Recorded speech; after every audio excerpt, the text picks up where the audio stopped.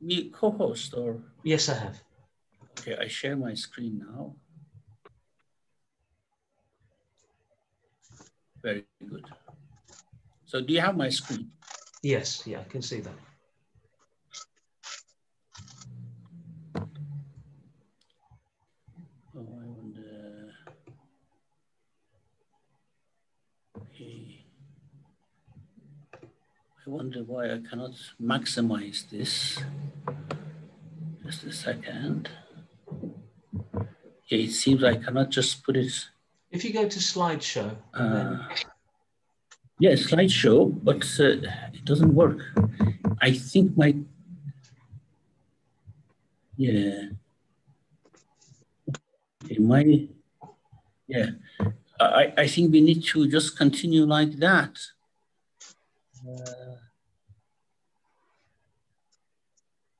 Okay.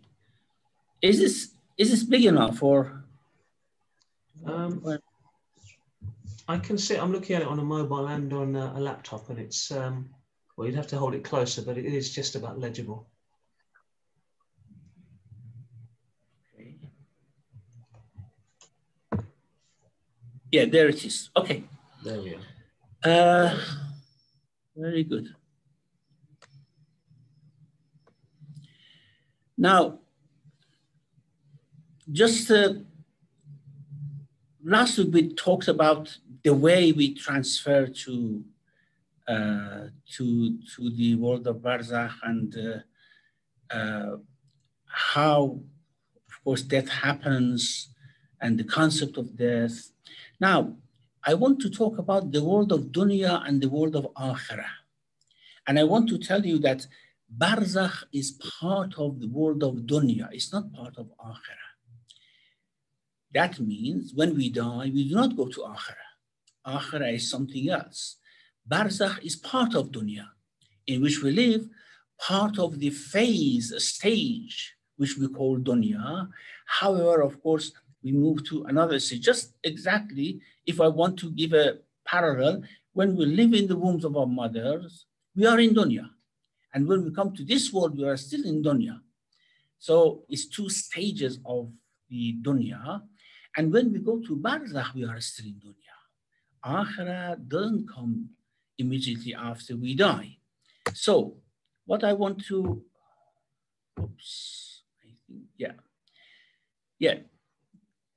why death is scary? Because we look at it from this side.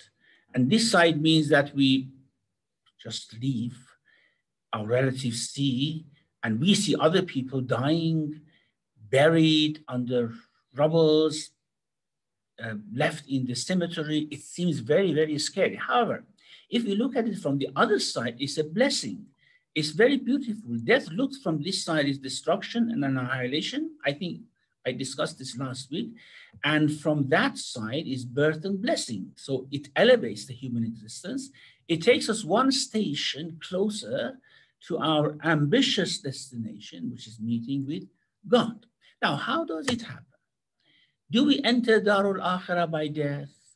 That's what I discussed earlier. Does Akhirah for every person starts immediately after their death? The answer is negative, of course, because Barzakh is still part of dunya. And that's why we are sometimes in communication with the dead people, and sometimes see them in dream, and sometimes even some people see them in wakefulness. So we do not enter Akhirah one by one. And it is not only us who enter Akhirah. Akhirah comes for everyone and everything in this world. And that's how the Quran explains it. When the when the sky is torn out, when the stars fall, when the sun is wounded up. And so that is when Akhirah happens. But before that, we are still in dunya. The whole universe, with all its inhabitants, the angels, whatever God has created, will enter Akhirah together. Even the angels who are now communicating or commuting between Barzakh and this world will one day enter Darul Akhirah with us. So like a caterpillar, this is about the whole world. Imagine the universe, and the whole universe with all its 2,000 billion, 2,000 billion, not even stars, not even systems, 2,000 billions of things like Milky Way, our Milky Way, to a vast expanse. It's just part of the creation. And then beyond that is the world of angels, and beyond that is the world of Ruh. And it's all creation. And this creation, all of it together, will enter the world of Akhirah. And if I want to give a simile, is that this world is like a caterpillar. The universe, the world of angels, other things, it's just like a caterpillar. And when Akhirah comes, it comes out of its cocoon and become like a butterfly. However, as much as a butterfly is more beautiful than a caterpillar, the world of Akhirah is more beautiful than this world, which we call it the caterpillar world. Like a seed which grows out of the earth and turns into a huge tree, Darud Dunya will one day, and by Darud Dunya, as I said, I mean the whole creation which exists now, will one day breaks out of its shell and transforms to Darul Akhirah. The qualities of butterfly world is so different from the qualities of the caterpillar world that it seems is so different that it seems God has created a completely new world. And that's what the Quran says, أَمَّنْ يَبْدَأُ الْخَلْقَ ثُمَّ يُعِيدُهُ. He creates initially and then he recreates it into something quite fresh and new. It seems that he has recreated the creation, as I mentioned. With death, we enter a world of wonders. We will have dreamlike experiences which are far more different from what we know now as existence. Actually, we don't know anything now as existence. We are just in a very, very rudimentary stage of comprehension of the reality of the world. And by death, that would expand to a very, very great extent, but still it's not complete. It will become complete, inshallah, gradually as we move on to other stages. And this layer of the world may be called the intermediary world. Which world I mean? The world of Barzah, which we enter, that world of wonders into which we enter or we are born by death, is sometimes called the intermediary world. And it is sometimes called world of images, alamul misal. And it's sometimes called the barrier, Barzah. And it's sometimes called world of imagination, alamul khiyal. Now, why these names are given to alamul Barzah? Because when we look at it from different aspects, one of these names would be more suitable for it. It's called intermediary world because it is an intermediary stage between dunya and akhirah. As I said, it's part of dunya, but between us as living beings and us in akhirah as living beings again in our bodies, is an intermediary world. And it is a platform for the final takeoff of the newly completed soul. Because our souls are relatively completed when we die and we go. Of course, I know that we die at different ages. We know that we die at different stages of our lives. However, when the soul leaves the body, it means that it is now something which is ripe and has gone to that other world. But that other world is the platform for its takeoff. It's called Barzah.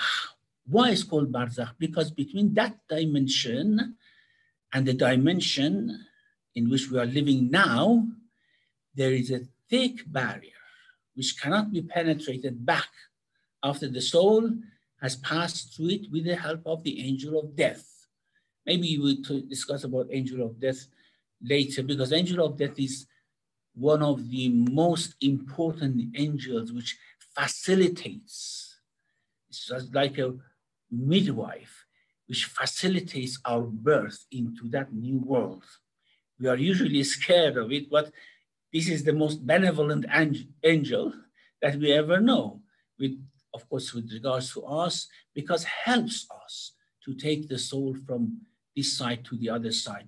Now, in the Quran, we have وَمِن وَرَائِهِمْ بَرْزَخٌ إِلَى يَوْمِ يُبْعَثُونَ. When people die, behind them there is a barzakh, there is a barrier, until the day they are resurrected. That means it's a one-way street. You can move from this world to barzakh, but when you move, behind you there is a wall. You cannot go back. That's why it's called barzakh, except, of course, in very rare cases where Allah wishes. So in Surah Mu'minun, we have this verse, وَمِن وَرَائِهِمْ بَرْزَخٌ إِلَى يَوْمِ يُبْعَثُونَ. Why is it called world of images? Alamul Mithal. Mithal is image. Because whatever is there is like an image without mass and without the density of matter.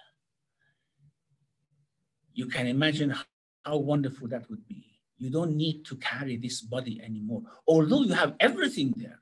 You have your hands, feet, eyes, everything. You eat, you drink, but you don't have mass anymore. You may say, how? If we eat and drink, how is it possible? Well, as Imam Ja'far al-Sadiq says, he was asked how people live there. He said, "Fi abdan and mithla abdanihim," in bodies like these bodies that they live. However, that bodies don't have the heaviness of mass. You see, sometimes one feels that the mass of body is a handicap, is a real hindrance, isn't it? Especially if, for example, if you are fat, or if you are disabled, or if you have other diseases. Now imagine a world when we are free from this material body. We have a body, but free from this material body. It's wonderful. We cannot wait to go, isn't it? So it's called world of images because whatever is there is like an image, like what you see in TV, for example. Of course, TV is just rays and frequencies, but this is real reality which we are still unaware of. And without the density of matter, you may equally say that this world is a dense and dusty image of what is there. Okay, you can say what is there is the image of this world without mass. But you can say that no, this world is a dense, dusty, muddy sort of image of what is there, because what is there is more real than here. What is there is richer in life. So methal means image, but not like the image that we see in a mirror or in TV or whatever, rather an image not dependent on mass and matter, and hence more abundant with life and freshness. Sorrow and happiness, pain and pleasure, or any other quality that we experience in this world are but a faint picture on the dull face of the matter, reflected from that world. Because as we move up in the ladder of existence, the higher worlds are richer, more real, more powerful in life than this world. A world in which the heaviness of the matter does not slow down the life, just like what we see in the dream or imagination. You see, in dream, we see things, but there's no mass for them. It's something which is in the mind. Now, imagine if that which is in the mind comes out. What's in the mind is khiyal, isn't it? Imagination, khiyal. And that khiyal, imagine if it comes out and finds reality without mass, just exactly the same way it is there, it comes out. That is like what the world of Barzakh will be. we are really, really, utterly illogical in being afraid of that world. Actually, we have to look forward for it because we are going to be born in a new life. That is why it's also called Alamul Khiyal, as I mentioned as well. Why? Because not because it's not real, not because it's not real. It's called Khiyal or imagination, not because it's not real. It's very real, but because its existence is more like what we experience in our imagination. But it's called Khiyalul Munfasil. Munfasil means independent, means separated or disconnected to our mind as the world of. Hence, one can imagine how exciting the arrival of the soul to that world may be. It is so lush, so astonishing, and so glorious that leaves the soul to marvel for a long time.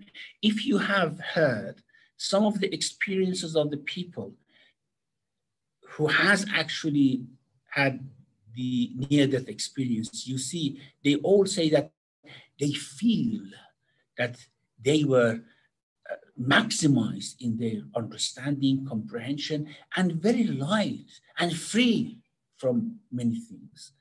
This is how the soul will be when we leave this world. And this is for everyone. Of course, in this whole situation, in what I explained, a person may be in pain or maybe in pleasure. That depends, of course, on how they have lived, what have they done, how they have treated people. That's a different matter.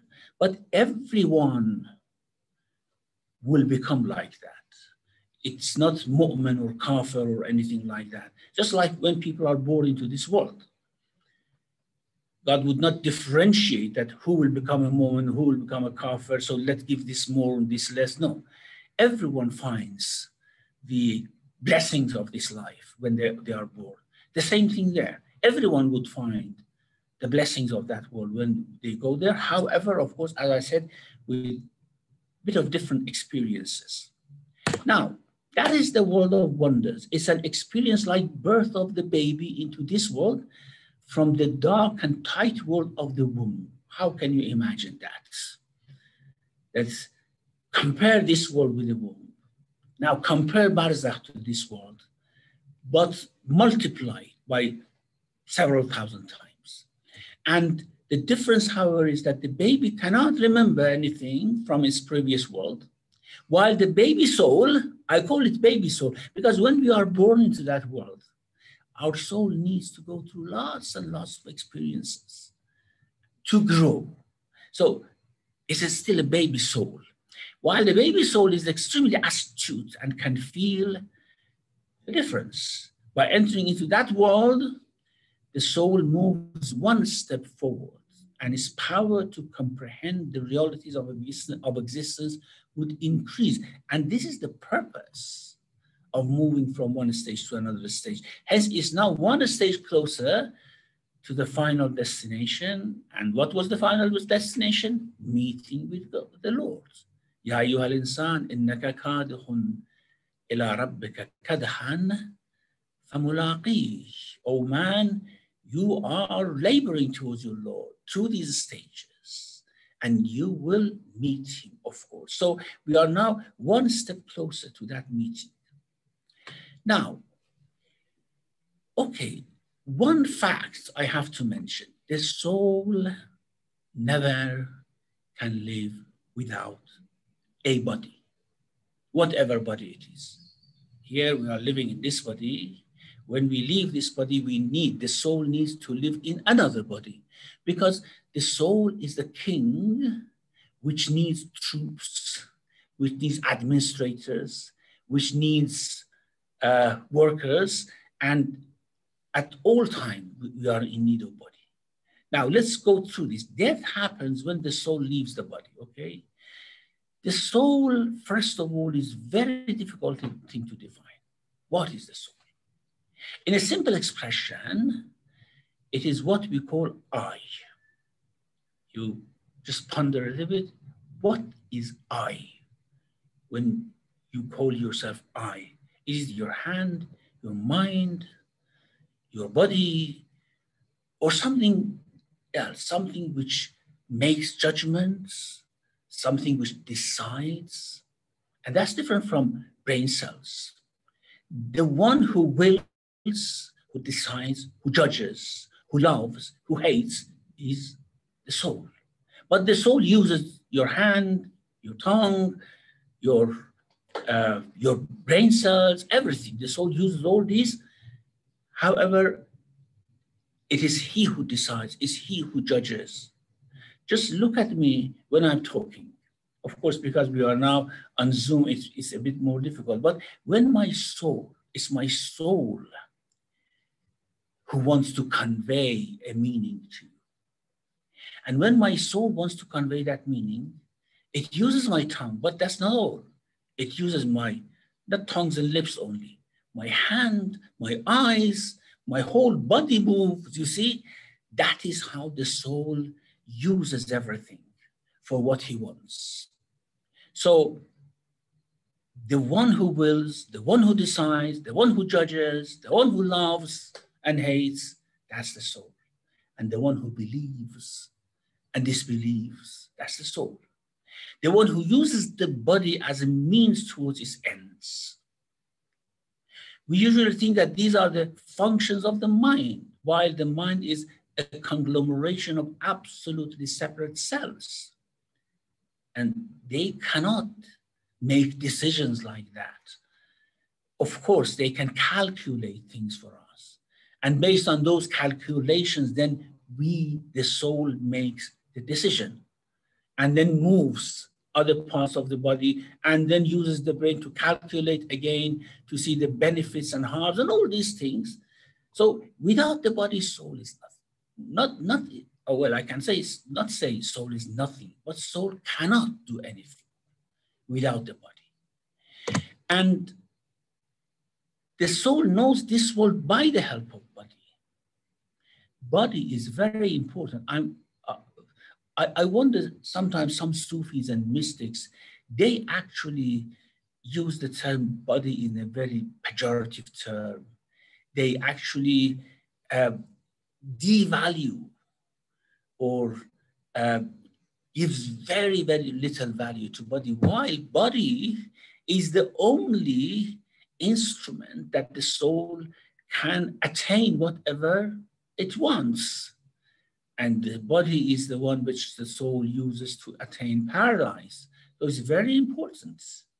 So the soul knows this world by the help of the body. If it was not for the body, the soul would not have known anything. As Allah says, وَاللَّهُ أَخْرَجَكُم مِّن بُطُونِ أُمَّهَاتِكُم لَا تَعْلَمُونَ شَيْئًا وَجَعَلَ لَكُمُ السَّمْعَ وَالْأَبْصَارَ وَالْأَفْئِدَةَ لَعَلَّكُمْ تَشْكُرُونَ. Allah has brought you forth from the wombs of your mothers while you did not know anything. He made for you hearing, eyesight, and hearts so that you may give thanks. It's by the help of the body, by the help of hearing, eyesight, that we can actually offer thanks to Allah subhanahu wa ta'ala mutually. Okay, now we have said about the benefits of body. If it was not for the soul, the body would not have been able to doing anything. It needs an engine. It is a sort of a manager. And that manager is the soul. The question is, what would the soul do after leaving this body? Well, I mentioned all that to come to this question. How the soul lives in Barzah if it leaves the body? Soul cannot do anything without body.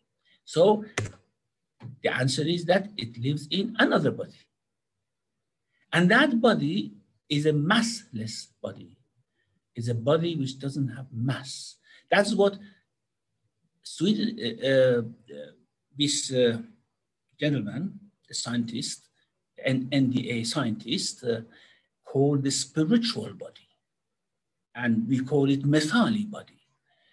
In the same way that the soul needs a physical body to communicate with the physical world, it would need a methali body or a spiritual body, Swedenborg also uses the term spiritual body to communicate with the Methali world. This spiritual body has senses appropriately installed to comprehend the elements of the world of Barzah. We cannot see what is in Barzakh with these eyes. These eyes are for this world. We cannot hear what is there with these ears. These ears are for sounds in this world.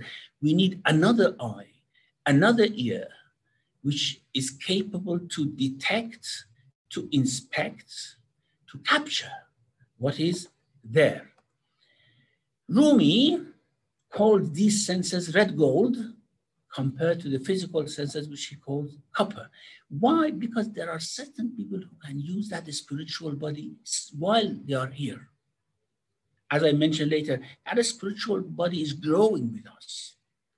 And when we die, the soul leaves the body with that spiritual body. And sometimes that spiritual body, its eyes, ears, opens. And that's why, for example, sometimes we see things which are related to the world of Barzakh. It's not with these eyes.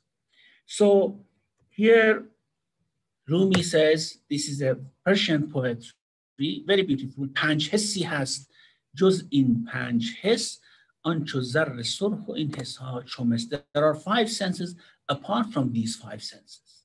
These are like red gold. Those are like red gold. And these are like copper, if you want to compare them. That means the comprehension, the perception of these senses are so low, so minute compared to the comprehension and perception of those senses, which we will find out after we die. I assure you, Allah has much wonder for us in store when we go to higher and higher stages. We just don't know it. We just think that it's us in this world. And that's why we make the mistake. And that's why many of us make wrong decisions in this life. Now, a minute minority can use these senses even while they are living in this world. A considerable number of people, however, use these senses unconsciously, as it is their way to faith. The prophets communicate with the angels through these senses, the senses which we will find when we leave this world, the spiritual body.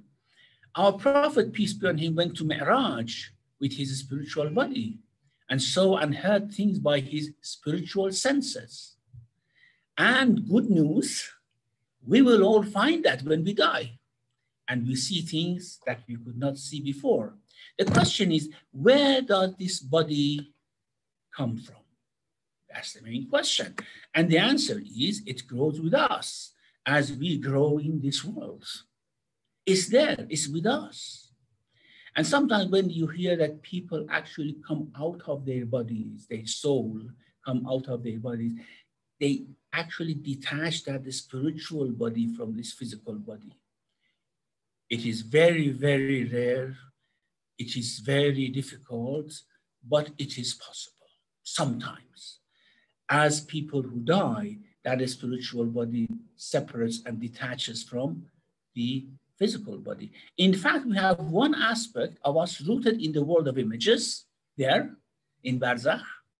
And that's why we see the deceased. That's why sometimes we see things of future. And that is why we can communicate with that world in our dream. So in this world, we live in two bodies. But since one is like an image of the other and completely matched on it, we cannot realize that. Only those who use those senses can realize it. They belong to two dimensions of the same existence. It's both Dar Dunya, isn't it? And on the moment of death, the soul discards its physical body and leaves this world. Discard, because it's a burden. I mean, this body is a burden. And when we just leave it, we become relieved. So on the moment of death, the soul discards its physical body and leaves this world with his spiritual body. So when we talk of death, we actually talk about ourselves in a new body, a body which is more complicated and much more magnificent, much more powerful. much more comprehending than our physical body. I think we have come to the end of our half hour, and I want to go into the next topic, which is the grave. And when the soul actually, with the spiritual body enters the grave, maybe we stop here for Q&A and continue next week, inshallah. Inshallah. Thank you, Sheikh Bahmanpour. It's absolutely fascinating. Again, such an insight into this world of the physical and Barzah. I've got many questions, but I'm going to put it to the floor now. So if anybody would like to put any questions to Sheikh Bahmanpour, by all means, please put it in the chat and I'll ask Sheikh Bahmanpour. Or if you want to unmute and ask a question, then you can also take that opportunity. So the first question we've got on the chat is, Salams, please could you shed some light on the Islamic perspective of astral projection?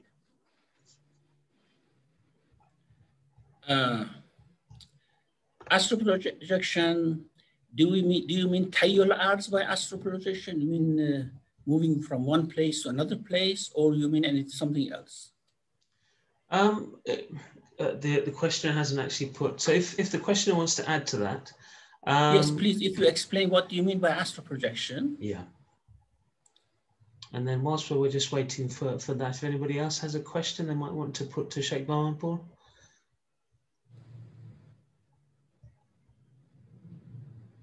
Right, okay, so the person who, the questioner said, moving from one place to another while asleep. I think that's what, yes. So moving from one place to another whilst asleep, astral projection. That's the detachment of the spiritual body from the physical body. That's what I mentioned, actually. Because astral projection may also mean just physically being in another place immediately, just like, for example, the Isra of the Prophet. But yes, leaving the body and going to another place while asleep, while the body is here and we are there, is, as I said, some people can do that. Although it's very rare. And as I said, anything which is out of ordinary means that Allah doesn't want it usually to happen. So that means the person with that spiritual body detaches itself from the physical body, but not completely, in a sense that the physical body dies, because if the soul completely detaches from the physical body dies. So, and then they move to another place. See, thank you. Next question, actually, on the chat. Salam Sheikh, thank you for the session. My question is, can the punishment given in hell be seen as a reward, positive thing, as it purifies you? If a person is in hell and is purified of his sins, will he stay in hell for eternity?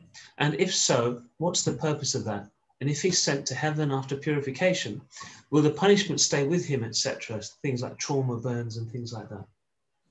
Yeah, no, the trauma would not remain with him or her. And that means that people can come out of hell. Yes, the purpose of hell is purification. And as soon as a person is purified, and that means that self-centeredness is broken, and the person can think universally about everyone, just like God actually is giving universally, and so that they would not harm others, then they can enter paradise. And after they enter paradise, there's a very interesting hadith, actually. Of course, they would be washed with a spring, which would remove all the pain and also all the trauma and everything. However, still they are called people who have come from hell.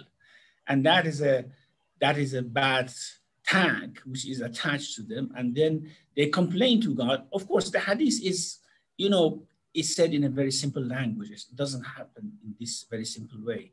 That, Ya Allah, people call us Jahannamiyun, those who have come from, and that's hurting.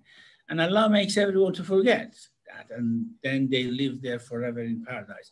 So the purpose of all these stages, especially after we are resurrected, we go through many different stages, is that the person is purified and become qualified to enter paradise. And if they cannot, then they enter hell. And hell is also another phase in which people can become purified and be qualified. That's very important. There is a minimum qualification and a maximum qualification for entering paradise. And we need to acquire that minimum qualification for entering paradise. Okay, thank you, Sheikh. Next question. Salams, my question is, in Barzakh, as we are still part of this world, does that mean we still navigate in this body? I thought we don't have this body there. It's like a dream-like state. Please shed some light on this. Thank you. No, this body is dead. This body is destroyed. This body becomes dust. Being in this world doesn't necessarily mean that we navigate into this body. As I said, we have another body, and that's a spiritual body. And when I say it's part of Darud Dunya, I don't mean that it's physical like this world. It's part of Darud Dunya because Akhirah has not come yet. Because all people in this world, in Barzakh, in world, the realm of angels, they will enter Akhirah when the trumpet is blown. When the trumpet is blown, then the whole world enters or starts entering into Darul Akhirah. But this physical body certainly is gone. Even if you see a deceased person in the same body, that's not the same body as physical body. It's a spiritual body that you imagine is in the physical body. Thank you. Next question. This is in two parts. Salams, what is the difference between the nafs and the ruh? Also, can you clarify which part of the Mi'raj was spiritual and which part of the journey was bodily? Well, the difference between ruh and nafs is very complicated. I think we'll leave it because then it takes a long time to somehow explain. Most of the time, the two terms are used interchangeably. So they say ruh of human being or nafs of human being in the same meaning. However, ruh has a spectrum of meanings. I mean, the ruh, which is higher than angels, is called ruh. Jibreel is called ruh. Isa is called ruh. Our nafs is called ruh as well, because they are all connected to something which is higher than the realm that we know, even the realm of angels. However, as I said, the easiest thing to use for our purpose is that we use ruh and nafs interchangeably, the same thing, and we say soul. About Mi'raj, we have Isra stage, and then we have Mi'raj stage. Isra stage is when Allah says, Subhanalladhi asra bi'abdihi laylan min al-masjid al-haram ila al-masjid al-aqsa. He took his servant in a night journey from Masjid al-Haram to Masjid al-Aqsa. That was with body. The Prophet, in a very miraculous way, was taken from Masjid al-Aqsa to Masjid al-Haram to Masjid al-Aqsa, maybe in a blink of an eye, or in a very short while. And then going to heavens, that is not the area of physical interference. That is where the Prophet should have gone with his spiritual body. And because when we say Mi'raj to heavens, it doesn't mean that to the universe. It doesn't mean to go to other planets or things like that. It is going beyond the physical realm. And when you go beyond the physical realm, you cannot go with your physical body. You have to go with the spiritual body. And even if we say it's bodily, it means up from Isra to Mi'raj is physical body. From Isra, from Mecca to Masjid al-Aqsa, which is called Isra, night journey, it was with the physical body. From there, it was with spiritual body, because the Prophet went into the world of Barzah. He saw many things in that world. Then he went to first heaven, second heaven, third heaven, meeting angels and all these things. And that cannot be, of course, with physical body. Thank you, Sheikh. Next question. Salams, is there spiritual growth in Barzakh? Yes, of course, of course. However, it is not something that we do anymore. I mean, we have done our job here. And then our soul, our spiritual journey there is just the fruit of what we have done here. There is no action there that we can do and influence that process. The influence all goes from here. And then, for example, a very good person grows there in a good direction. A very evil person may grow there in a very evil direction. It all depends on how we have left this world. Just one question on this, just to interject here, about the spiritual growth. Do we actually have a guide when we enter Barzakh, into this new realm?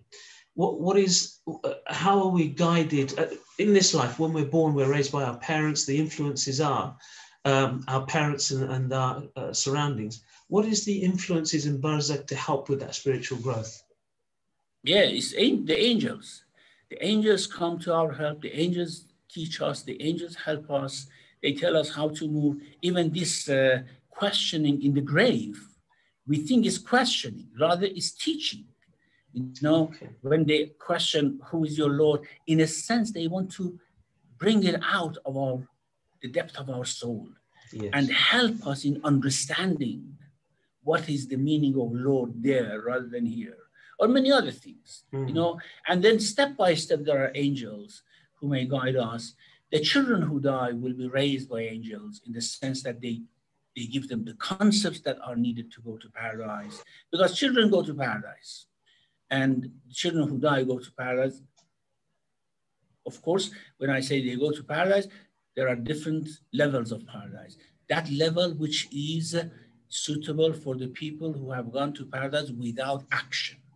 Certainly those who are grown up and go there with action, their station is much, much higher.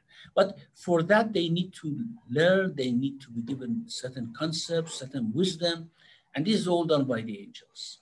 That's absolutely an amazing concept, because often we're told that in the grave you'll be questioned, and if you don't know the answers, this is going to obviously reflect badly upon you. But the perspective that you're actually going to be taught and encouraged to learn is, sure, I suppose, makes that it absolutely changes your outlook upon death and Barzakh.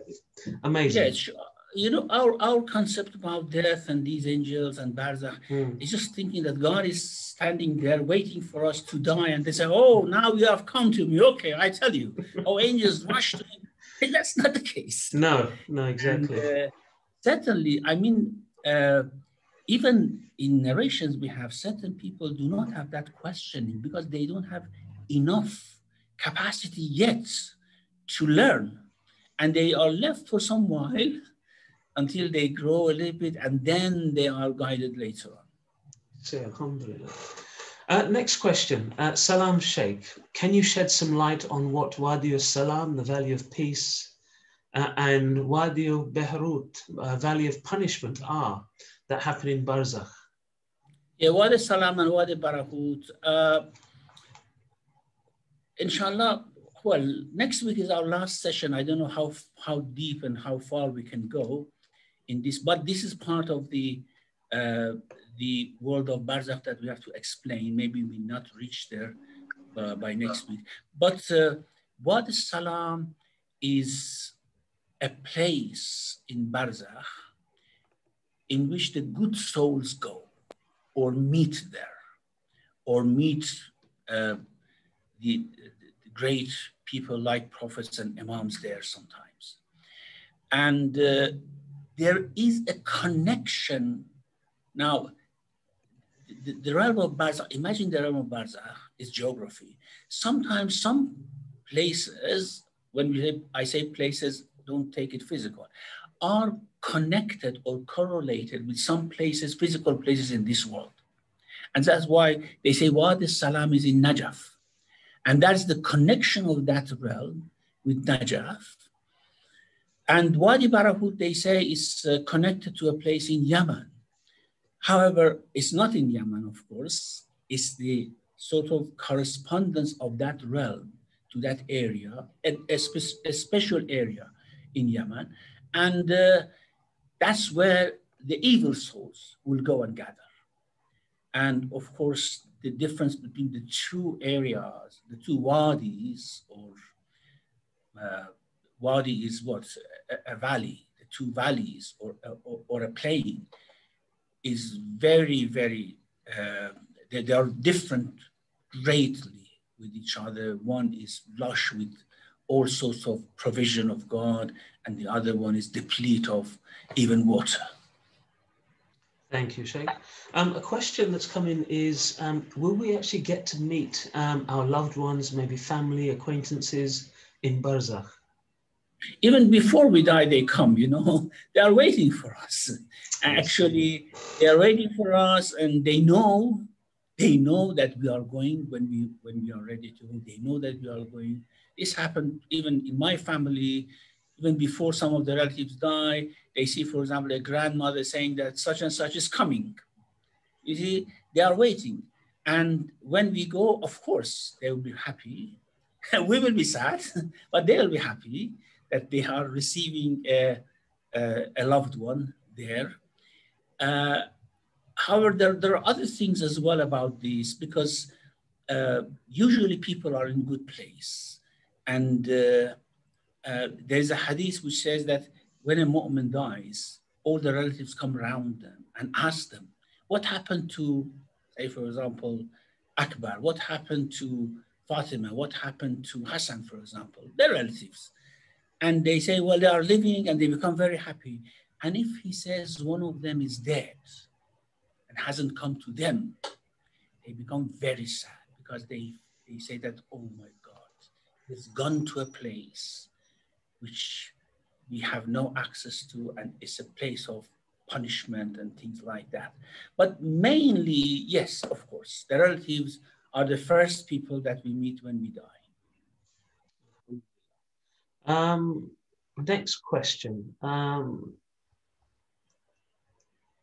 Salams, what's the purpose of purification in hell or the pleasure of heaven, so physical, where the spiritual body does not need that? When we are resurrected, we are given another body, isn't it? I mean, we go back with that spiritual body to a physical body. And so we have the physical body, we have the spiritual body. When we are resurrected. In Barzakh, we have only spiritual body. In this world, although we have the two, but we cannot use the spiritual body, we only use the physical body. Now, when we are resurrected, doesn't Allah say that we gather your bones, and even we are able to bring back your fingertips and all things like that? It means that we return to a new body which is newly created for us, where we died.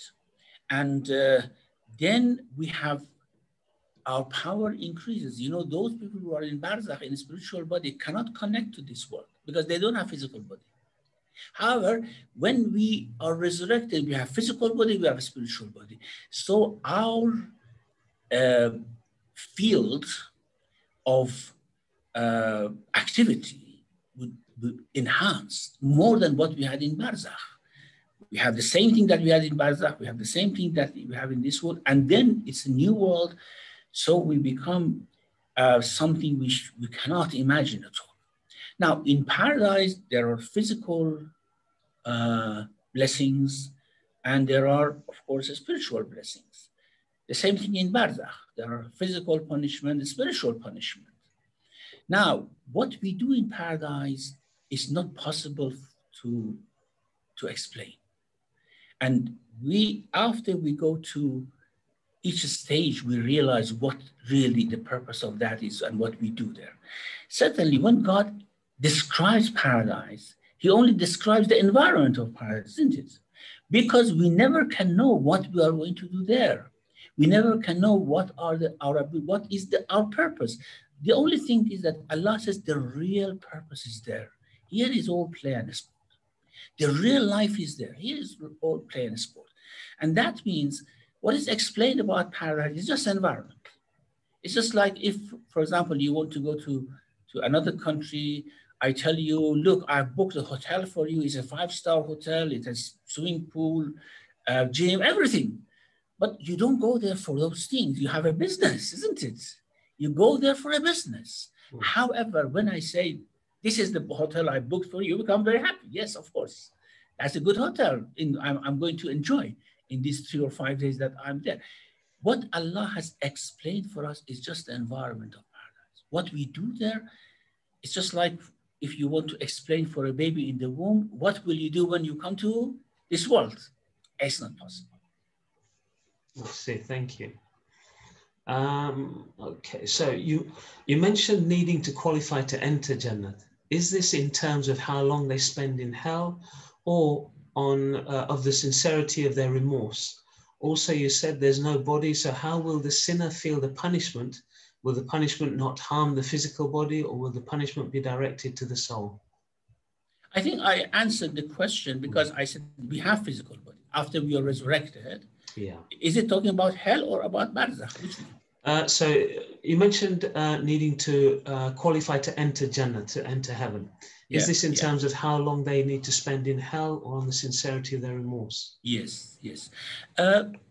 You know, the spiritual body can feel pain, can feel pleasure. That's why we feel pain or pleasure in Barzah. However, after we are resurrected, after we leave the world of Barzah, you know, when we are resurrected, we leave the world of Barzah to the world of Akhirah. Now, there as well, we have our physical body again.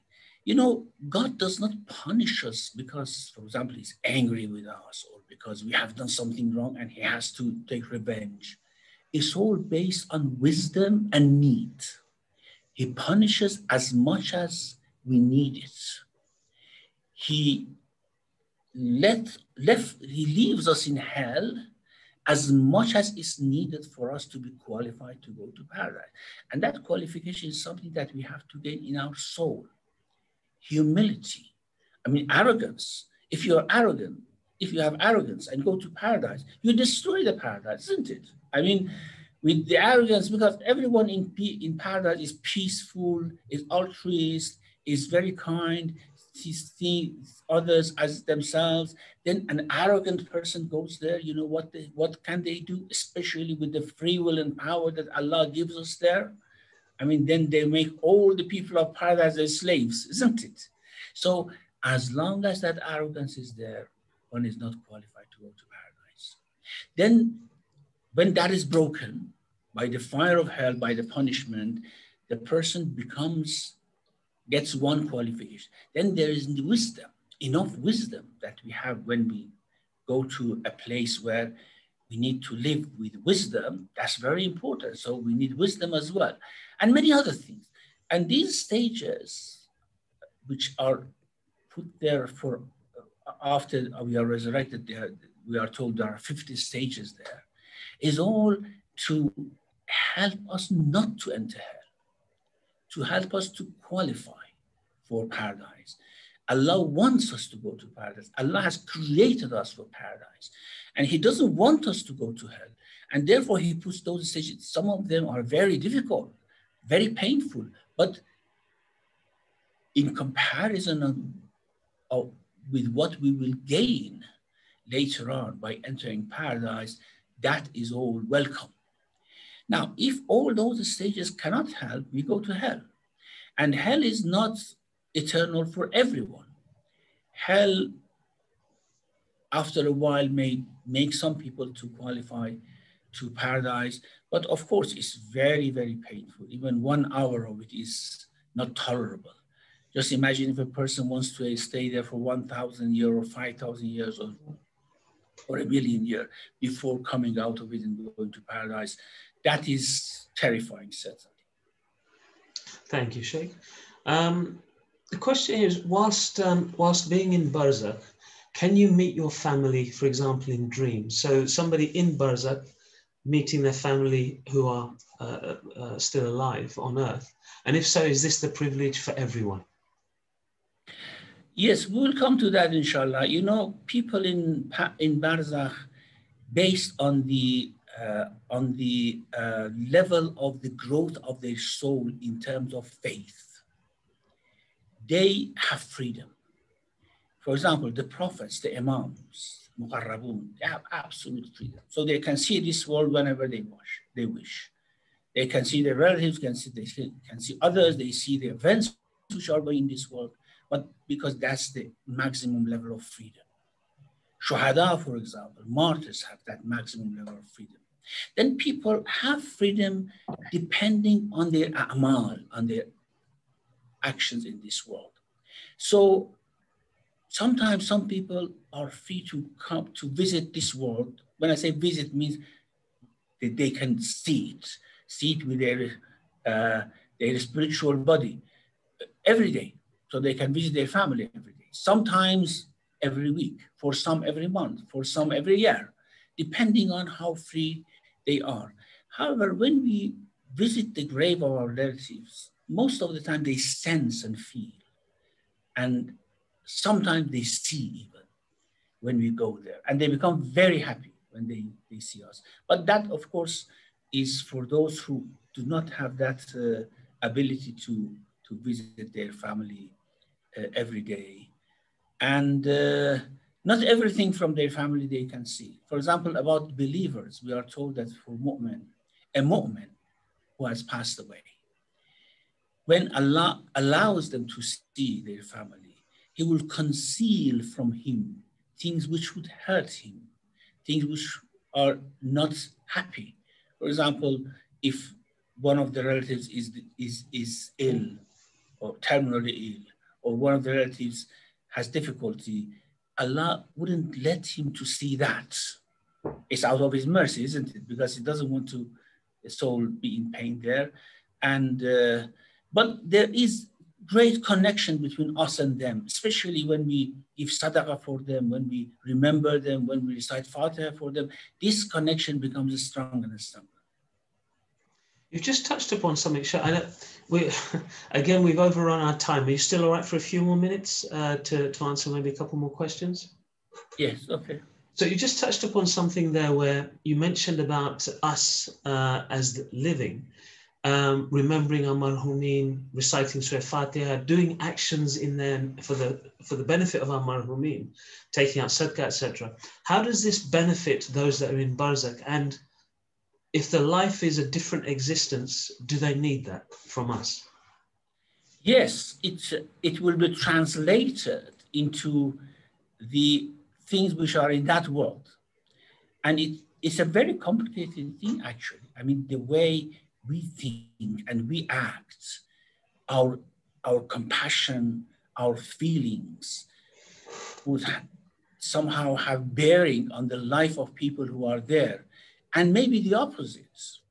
For example, a mother may still be praying for her children in this life, and that would have a bearing on their lives.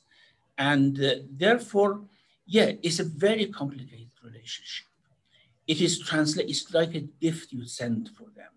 They receive it, but they do not receive it the same way. For example, you prepare food and give it to the poor. They do not receive the food. They receive something which is equivalent of that and actually helps them, alleviates their pain if they are in pain, promotes their position if they are not in pain, and things like that.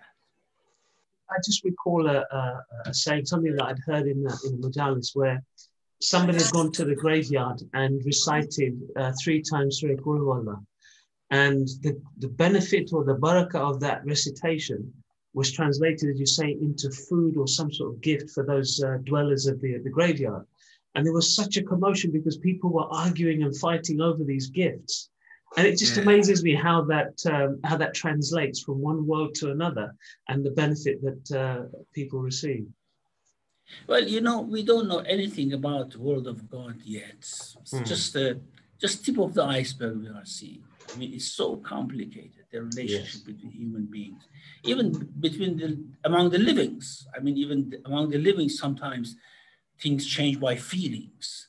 Yes. And now you can imagine how about between the living and the dead. Next question. It is said someone who dies without knowing their Imam of the time will die the death of a heathen. What about indigenous people who live in forests completely isolated from civilization?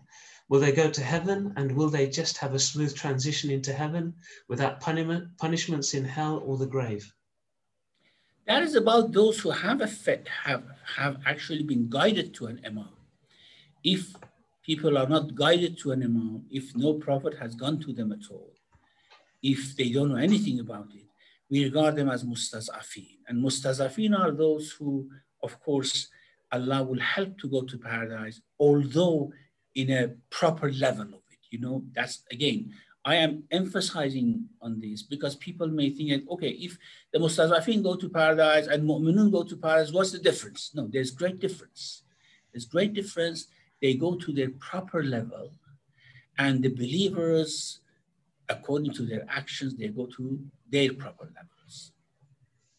Thank you, Sheikh. And this will be the last question now. In Barzakh, is Barzakh eternal, everlasting, or meaning it will pre-exist us? Is it, well, the first part of the question, is Barzakh eternal, everlasting? Well, eternal has two meanings. One is primordial, that means has been there forever. And the other one is will be there forever. Well, certainly it's not eternal in the sense that it will be there forever. No. When the trumpet is blown, the Barzakh is blown away, you know, and people in Barzakh will die. You may say they are already dead. No, the souls which are living there will die. The angels will die. Jinn will die. Everything will die. And then they are resurrected again. So Barzakh is not eternal in that sense. However, yes, paradise is eternal. Hell is eternal for some people. Whether it has been there from the beginning of creation, we can say from the beginning of creation of man, yes, of course it has been there. But before man, there was no point of Barzakh being there. So yes, as long as we have the creation of man, we have had Barzakh there as well. I see. Thank you very much, Sheikh Bahmanpour. That was, again, a really amazing insight into life on earth or our existence in Barzakh.